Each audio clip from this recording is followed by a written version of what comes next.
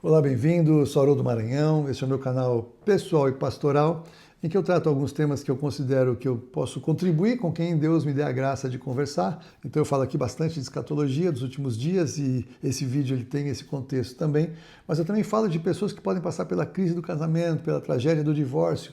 Então o que a Bíblia diz sobre isso, algumas palavras de encorajamento, de direção, pela experiência que eu posso compartilhar. Eu também falo um pouco sobre sabedoria de Deus em Provérbios. O livro de Provérbios ele é extraordinário para a nossa prática diária, um livro que tem aí milhares de anos, mas ele ainda é super atual para a nossa realidade diária. Eu também falo de um discipulado gratuito, em que eu trago alguns temas que eu entendo que podem ser úteis para quem está começando a caminhada com Jesus, poder conhecer um pouco mais da palavra, alguns temas que nem sempre são abordados nas escolas bíblicas dominical que tem nas igrejas, e eu posso de alguma maneira contribuir. Então essa é a ideia, esse é o repertório aqui, é o cardápio aqui deste canal. Espero que seja bênção na sua vida. E se você já está comigo, já está voltando para ver outros vídeos, eu fico mais feliz ainda por contar mais uma vez com a sua presença.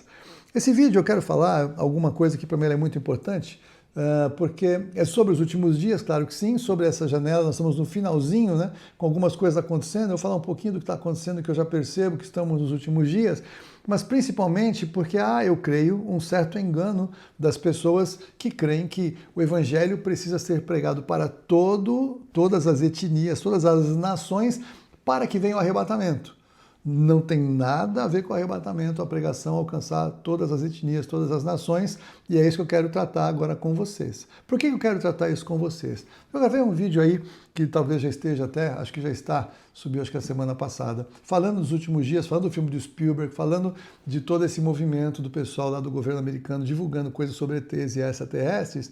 E há uma coisa que para mim é muito marcante naquele contexto do que os governos, os governantes estão falando, a imprensa está reproduzindo, o cinema com o Spielberg estão falando, que é o fato de que a gente teve aqui em São Paulo, Curitiba, Rio de Janeiro, alguns lugares, um alarme que tocou, o extremo alarme, uma coisa extremamente grave, como se estivesse acontecendo. Um monte de gente acordou de madrugada assustadíssimo. Aqui na igreja teve um monte de gente que recebeu essa mensagem, e ali a mensagem ela era totalmente voltada a falar de ódio aos seres humanos. A palavra era misoginia. Então é interessante, falar de ódio ou de desprezo aos seres humanos. Eu perguntei na igreja, fiz uma pesquisa rápida, quem odeia os seres humanos, quem despreza os seres humanos? Todos entenderam e concordaram que é Satanás. Satanás ele odeia porque para a humanidade houve solução e para ele não. Jesus morreu pela humanidade, Jesus morreu por todo aquele que nele crê.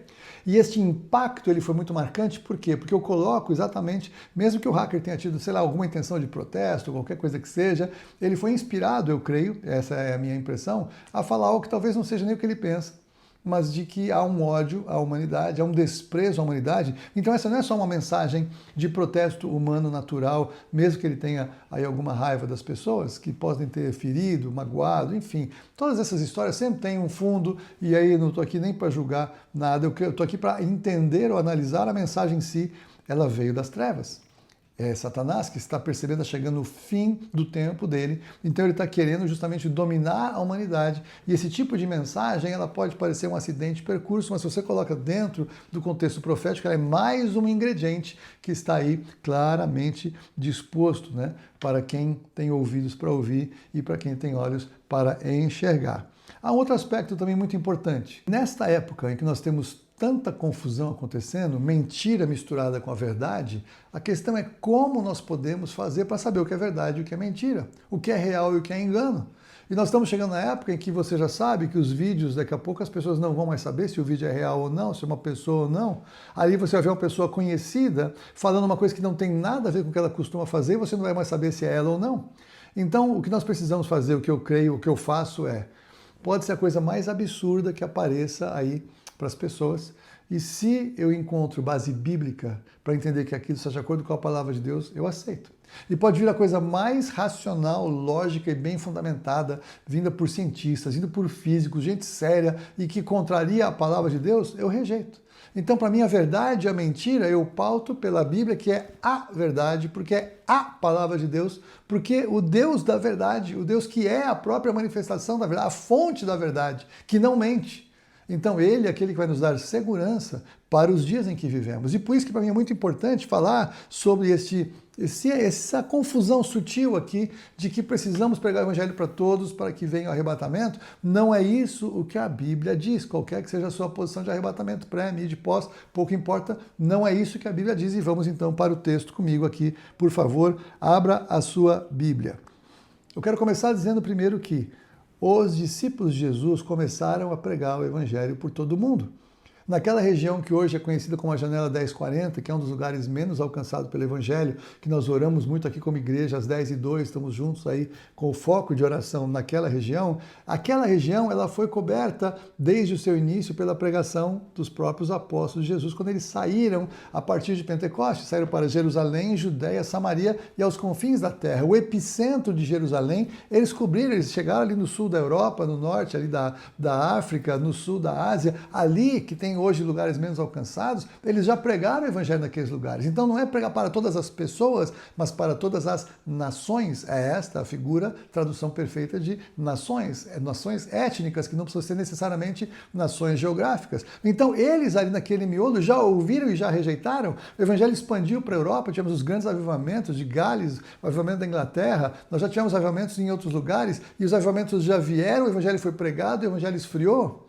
Foram para os Estados Unidos, Azusa, aqui no Brasil tivemos, Argentina, ali na Terra do Fogo do Espírito Santo, já tivemos vários lugares que tiveram avivamentos, manifestações do poder de Deus, pregação do Evangelho, e as nações rejeitaram o Evangelho enquanto nações.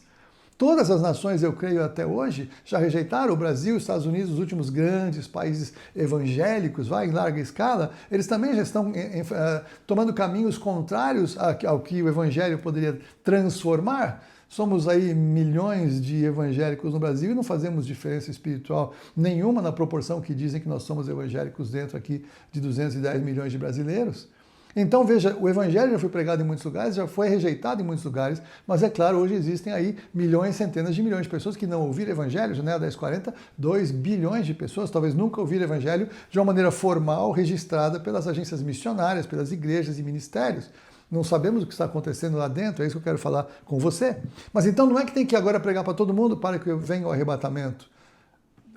Precisamos pregar o evangelho para todos, para que venha o fim. Abra comigo então, Mateus 24:14, e será pregado esse evangelho, Jesus falando, e será pregado esse evangelho do reino por todo o mundo para testemunhar todas as nações. Em todo o mundo para testemunhar todas as nações, então virá o fim. Então aqui Jesus ele está dentro do sermão profético de Mateus 24, falando até quando isso vai acontecer. Então virá o fim. Qual é o fim? Você pode achar que o fim é o que você pensa, o que você acha, o que eu creio. Eu creio que o fim é isso, o fim é aquilo. Tem gente que vem aqui debater comigo aqui nos comentários e fala, você falou isso, é assim. Você está errado, é assim. Desculpa, você pode divergir do que eu penso. Agora, eu posso dizer que o errado é você e eu sou o certo. Quem vai decidir se estamos certos ou errados?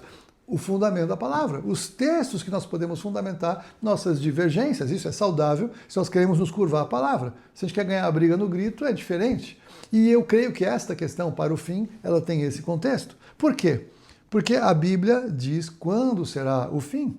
O apóstolo Paulo, em 1 Coríntios, capítulo 15, num contexto ali que ele vai depois falar, também na sequência do arrebatamento, ali nos versículos 50, 52, 53 e tudo mais, ele vai se manifestar, ele está construindo um raciocínio, mas aqui ele diz o quê? E então virá o fim, versículo 24 de 1 Coríntios 15. Então virá o fim. Opa! O fim. Quando que é o fim? Quando ele, Jesus Cristo, entregar o reino ao Deus e Pai, quando houver destruído todo o principado, bem como toda a potestade e poder, porque convém que ele, Jesus o Cristo, reine até que haja posto todos os inimigos debaixo dos seus pés. E o último inimigo a ser destruído é a morte. Então veja, ele marcou aqui que o último inimigo que vai ser destruído é a morte, ok? Vou parar e vou falar de pregação. Tem tido pregação de uma maneira transbordante se nós olharmos a história da igreja e se nós olharmos tudo que a Bíblia diz. Mas a minha primeira referência é acerca de que todo mundo tem que ouvir para que depois venha o fim. Então, mas tem as pessoas que lá não ouviram e tudo mais. Pergunto assim, você crê que Deus é justo, que o Senhor é justo? E você vai dizer que sim. Você pode até dizer que não, mas eu entendo que você está aqui me ouvindo, tá bom, justo ele é. Então fica tranquilo. Porque se ele é justo, ele não vai ser injusto de alguém nunca ouvir nada que possa dar a ele uma leve centelha de pensar no Evangelho. Então o fato dele ser justo, para mim, me garante que todo mundo vai ter uma oportunidade, dependendo de onde está, de onde nasceu, o que tem de desejo de coração, porque eu vou associar agora com Romanos 1. Porque Paulo, em Romanos 1, ele fala, a partir do versículo 17, que Deus, ele pela criação, pelo poder invisível dele, através disso que todas as coisas foram criadas, todas elas são a manifestação, a revelação da glória de Deus. E Deus deu para toda a humanidade a capacidade de olhar a criação e falar quem é o Criador. Então, porque as pessoas que olham para a criação, e aí a Bíblia fala que eles vão adorar outras pessoas, ou aves, quadrúpedes e répteis, ídolos, eles vão outros deuses. A capacidade que eles então têm de decidir adorar outros deuses é uma afronta ao Deus Criador, porque o Deus Criador deu a eles a capacidade de querer buscar o Criador, e se buscarem o Criador vai se revelar. Então Deus considera os homens indesculpáveis. Não teve ninguém que foi pregar, não teve igreja, não teve missionário, não teve Bíblia no idioma, não teve nada. Não quiseram buscar Deus, não quiseram adorar a Deus, então Deus os considera indesculpáveis. Ele é o justo juiz. Terceiro ponto. Mas nós também tivemos hoje pregações em diversas mídias, por diversos ministérios, desde que a gente teve aquela crise sanitária que fechou, fica em casa, fecha tudo. As igrejas em todas as nações naqueles anos gravaram, entupiram a internet em vários idiomas, vários conteúdos, pregando evangelho, estudo bíblico, teve culto ao vivo na internet a rodo, em todos os lugares. Nós não temos a menor ideia aonde estas mensagens chegaram. Foram tempos incríveis e ainda hoje tem muita igreja pregando aí em países que não chega, que são países fechados, que o governo não permite igreja, a igreja entra em outros caminhos porque o Senhor, ele reina. Nós também hoje, por exemplo, nós apoiamos aqui uma missão na África, eu não vou falar onde, que quando alguém se converte de uma tribo ali, que tem um idioma diferente, então não vai ter tempo de traduzir uma Bíblia e produzir, editar uma Bíblia. Mas nos grupos de discipulado eles vão ensinando e vão adaptando o dialeto que a pessoa fala com aquilo que ele conhece, com aquilo que está sendo ensinado. Então já tem pregações gravadas em áudio com conteúdo citando a própria Bíblia. Então o cara volta para a sua tribo e ele volta ali com mídias, com áudios, em que as pessoas podem ouvir a pregação no seu idioma. Ninguém nem sabe onde esses caras estão, nem sei onde que chega, mas chegam áudios gravados. Também a gente sabe que Jesus tem aparecido a muitos em sonhos em países fechados para o Evangelho. Quem vai proibir ou bloquear alguém de sonhar com Jesus, alguém que está buscando? E Jesus ele aparece e encaminha porque ali alguém é um missionário, é um pregador, e ele dá mais ou menos um endereço, uma dica, e a pessoa vai. E também, aí a mais contundente que eu tenho aqui, depois do arrebatamento, a Bíblia fala que vai aparecer as duas testemunhas ao longo aí do momento, pouco importa a sua visão escatológica, o fato é que verdadeiramente vão aparecer duas pessoas que vão pregar, vão fazer descer fogo do céu, vão fazer todo tipo de sinais, vão pregar a verdade e não vão poder ser mortas por um bom tempo, por 3 anos e meio, a Bíblia dá o tempo certinho. Então todo mundo vai saber daquelas duas pessoas que vão incomodar as pessoas. Porque entenda, não vai ter ninguém da igreja lá, não vai ter nenhum salvo lá. Eles vão estar pregando e vai ter um monte de gente com raiva daquela pregação. A ponto que quando o anticristo mandar matá-las, elas vão ficar ali com seus corpos estendidos em Jerusalém. E aí, João revelando uma tecnologia que a gente não imaginava naquela época, né? 2000 anos atrás, quando ele escreveu o Apocalipse, ele vai dizer o seguinte, as pessoas vão comemorar por 3 dias e meio, porque eles vão ver os corpos caídos ali em Jerusalém.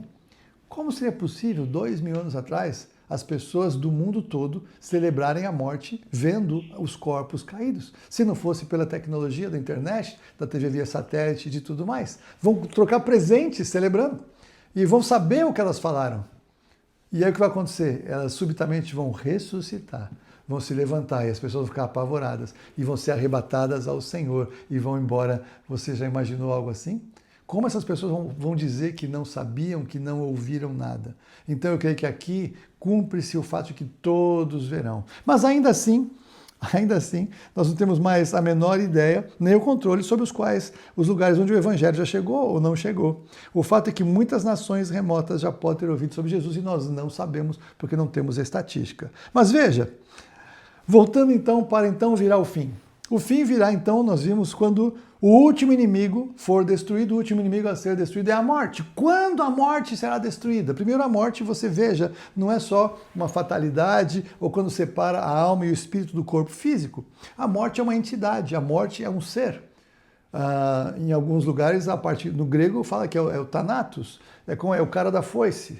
Então não é errado pensar o cara da foice. Tem uma brincadeira que os caras já fizeram, mas a Bíblia, quando Salomão revela a morte, o processo da morte, em Eclesiastes capítulo 12, é lindo o texto, ele fala antes que seja cortado o fio de prata.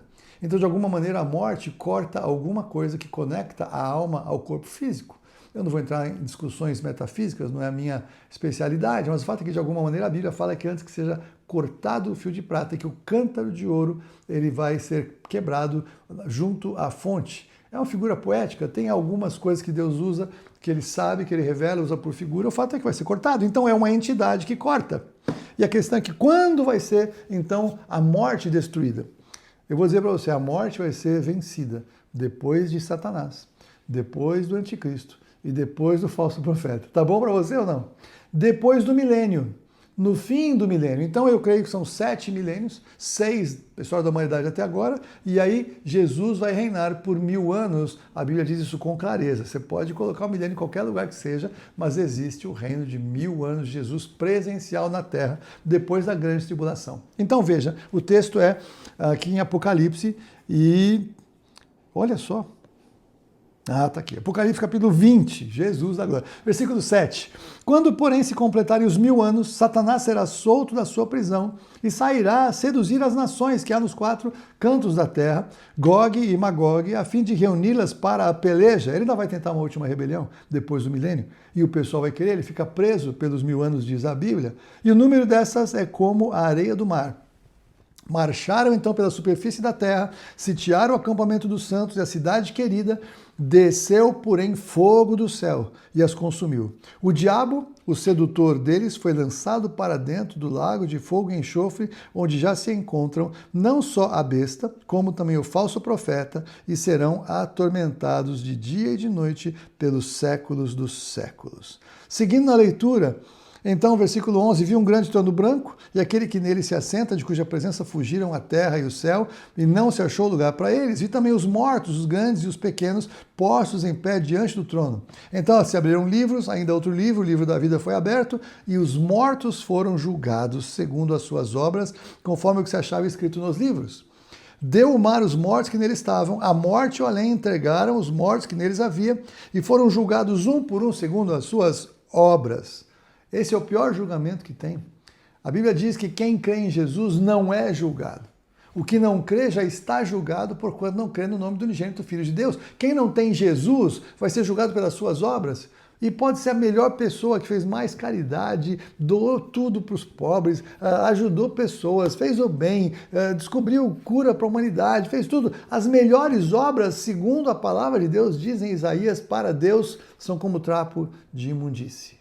Então, o julgamento pelas obras é um julgamento justo para Deus mostrar que as obras não eram suficientes para a salvação, as boas obras, sem contar todo o lixo de todas as outras obras que desagradam a Deus pela rebelião, pela prostituição, pelos pensamentos, por tudo que contraria a santidade do Pai. Então, pelas suas obras são condenados. Então, aqui sim, Apocalipse 20, 14, então a morte e o inferno foram lançados para dentro do lago de fogo. Esta é a segunda morte, o lago de fogo. E se alguém não foi achado inscrito no livro da vida, esse foi lançado para dentro do lago de fogo. Quando a morte será vencida? No fim do milênio. Então, até o fim do milênio, ainda há oportunidade de alguém ouvir de alguma forma a pregação da palavra. Porque então, depois que o evangelho for pregado a todas as nações, somente então virá o fim. Quando vem o fim? Quando a morte é lançada no lago de fogo. E aí acaba a história da humanidade como a conhecemos e começa o que a Bíblia chama de eternidade. É o que Paulo fala que nem olhos viram, nem ouvidos ouviram, nem jamais penetrou no coração do homem. O que Deus tem preparado para aqueles que o amam. Esse é o começo de tudo. É o fim da história da humanidade, mas é o nosso começo diante do Senhor, para tudo aquilo que nós nem imaginamos pela eternidade. Louvado seja o nome do Senhor. Então, não se preocupe se não foi pregado o evangelho para todo mundo, para que venha o arrebatamento. Ainda tem tempo, mas você não sabe quanto tempo você tem. É importante que você esteja alinhado com Deus. Se você já está alinhado com Deus, é importante que nós façamos isso que eu estou procurando fazer aqui, faço aqui na igreja, na minha vida diária, pregar o Evangelho. Esse é o nosso chamado, tirar as pessoas desse lugar de condenação para a vida eterna. E que Deus te abençoe a fazer isso. Que você possa estar comigo no próximo vídeo, se Deus quiser. Se você gosta do que eu posto aqui, se inscreve no canal, compartilhe o vídeo, curte. Isso ajuda aqui o algoritmo a me dar um pouco mais de visibilidade, a chegar em mais pessoas. Deus tem feito isso nos últimos tempos, estou feliz. Alguns vídeos estão tendo um pouco mais de alcance. Então eu fico feliz de poder tocar em pessoas que eu nem conheço, mas que Deus conhece. E de alguma maneira ele acha que o jeito que eu falo pode ser agradável para a pessoa ouvir, acompanhar a palavra. E aí a gente aqui estabelece uma conversa legal. Deus te abençoe. Até a próxima.